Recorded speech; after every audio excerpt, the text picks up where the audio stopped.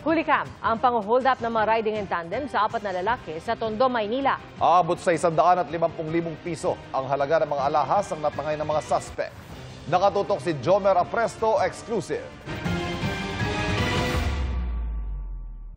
Nakuhanan sa CCTV ang pagtakbo ng 3 lalaking ito sa S. de los Santos Street sa Tondo, Maynila nitong Biyernes ng madaling araw.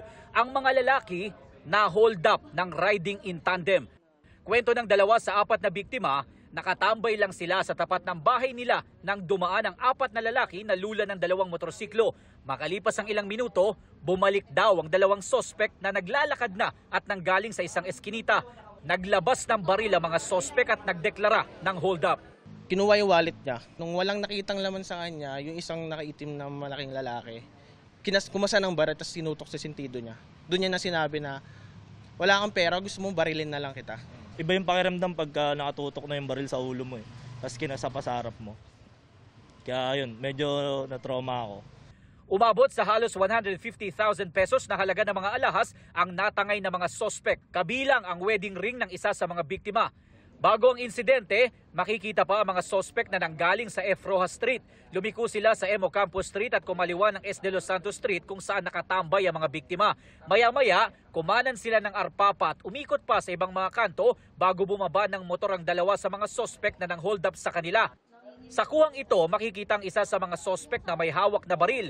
Sinilip pa nila ang alahas na nakuha bago tuluyang tumakas. Sinubukan naman silang habulin ng isa sa mga biktima pero hindi niya rin inabutan ang mga sospek. Naging leksyon sa amin siguro yung huwag kang pakampante lalo sa mga ganong oras. Lalo sa panahon natin ngayon, lumabang kayo ng patas, hindi yung gagawa kayo ng krimen.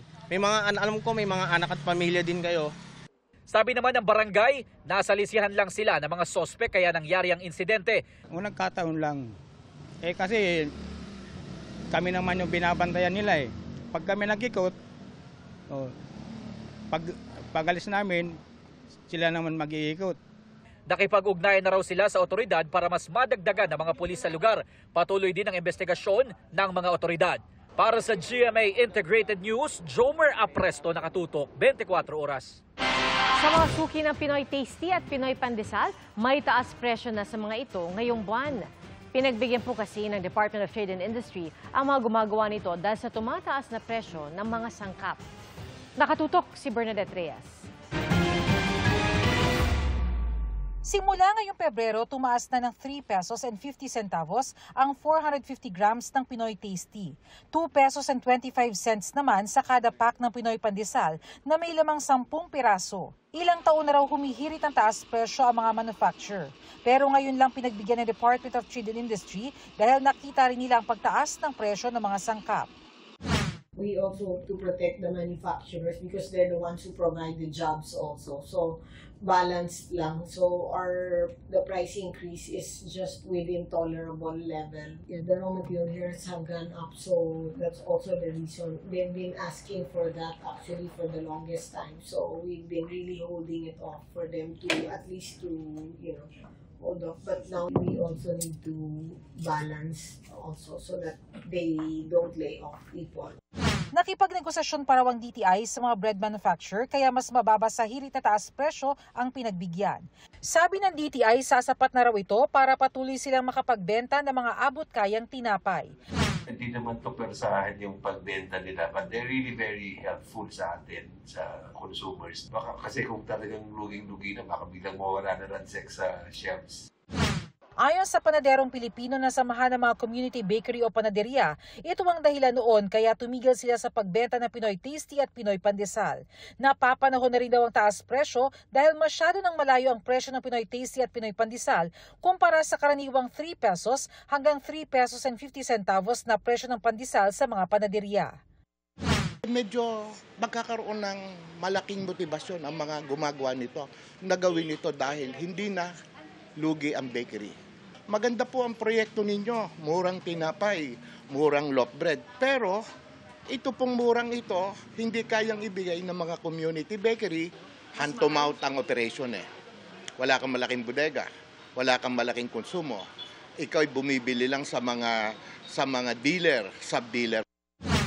Katwiran ng mga commercial bakers, tumataas ang presyo ng mga sangkap dahilan para humirit sila ng taas presyo sa Pinoy Tasty at Pinoy Pandesal. Pero maging mga neighborhood bakeries kagaya nito, ramdam daw ang pagtaas ng presyo ng mga raw materials. Lahat tumaas yung asukal, mantika, vanilya, gatas. Nag-adjust lang kami sa laki ng tinapay. Dati malaki-laki, ngayon nag-adjust kasi logi rin kung ano kasi nagmahal lahat Hirap ngayon ang buhay, ma'am. Sobrang tipid nga kami. O hati-hati na lang para lahat makakain. Para sa GMA Integrated News, Bernadette Reyes, nakatutok 24 oras. Gumawa ng peking account at magbenta online. Yan ang modo sa isang lalaking naaresto na sa Rizal dahil sa pagbebenta ng pre-registered SIM cards. Naabot daw sa 1,500 pesos ang bentahan kada isa. Yan ang tinutukan ni Bea Pinlac. Exclusive. Bistado ang 29 na taong gulang na lalaki sa barangay San Jose Rodriguez, Rizal matapos mahuli sa aktong nagbebenta sa mga otoridad ng pre-registered SIM cards. Nahulihan siya ng higit 300 pre-registered SIM cards na umaabot daw sa 1,500 pesos ang bentahan bawat isa. Ito yung mga ginagamit ng mga nang-scam. Kasi naka-registered na to, gagamitin na lang nila. So, nakapangalan sa ibang tao. Hindi po itong mga totoong tao. Yung mga gawa-gawa lang nila yung para lang mga registered. Gumagawa sila ng mga faking ID rin. Ang modus daw ng naaresto, gumawa ng peking Facebook account ng mga artista at doon nagbebenta ng illegal na SIM card. Gumagamit sila ng profile ng mga artista o kung sino man nakilala ng mga tao para makainganyo sila. Maraming bumibili nga nito sa online. Lalo na yung mga may balak naman loko, makipag-chat, o lalo na sa Facebook, i-clone nila iba. Ito yung mga nanghihingi ng pera. Inaalam pa ng pulisya kung saan nakakabili ng maramihang SIM card ang suspect at kung may iba pang kasabwat ito. Hinahanap na rin ang mga naging parokyano ng suspect na posible ring maharap sa kaukulang reklamo. Reklamo para sa paglabag sa SIM Registration Law at Cybercrime Prevention Act ang kakaharapin ng suspect. Tumanggi na itong magbigay ng pahayag. Para sa GMA Integrated News, Bea Pinlac, nakatutok 24 oras. Matapos makatanggap ng report mula sa concerned citizen, sinalakay ng mga otoridad ang isang bahay sa Parañaque na pugad ng mga hindi rehistradong gamot galing China. Arestado ang 2 Chinese national na umano'y nagbebenta nito. Ang tugon ng Food and Drug Administration sa eksklusibong pagtutok ni John Consulta. Walang kawala ang 2 Chinese national na ito nang pasukin ng mga operatiba ang bahay na ito sa Parañaque. Inaresto sila sa magbebenta umano ng hindi rehistradong gamot na galing China. Na-recover sa kanila ang iba't ibang uri ng gamot para sa iba't ibang sakit. Nagsimula sa isang report lang sa amin ng isang concerned citizen na may mga nakita siya at naibigay sa kanya mga unregistered na mga gamot, kaya nireport nila sa amin. At kami naman, nag-case build up na kami, nag-coordinate kami sa FDA.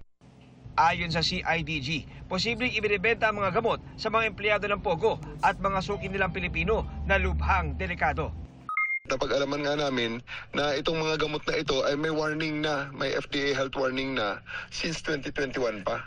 According sa FDA, ay pag nagkamali ng dosage ay maaaring makamamatay or makadulot ng mga malubhang pinsala sa ating katawan. So we want to relate to the public na manigurado po tayo na ang ating mga ginagamit na mga gamot ay yung mga rehistrado lamang ng ating gobyerno. Nagsasagawa ang Food and Drug Administration o FDA ng sariling investigasyon tungkol sa mga nakumpiskang gamot, oras na ma-endorso ito sa kanila. Naharap sa reklamong paglabag sa FDA Act ang mga inarestong dayuhan na sinisikap pa naming makunan ng pahayag. Para sa GMA Integrated News, John Consulta, nakatutok 24 oras.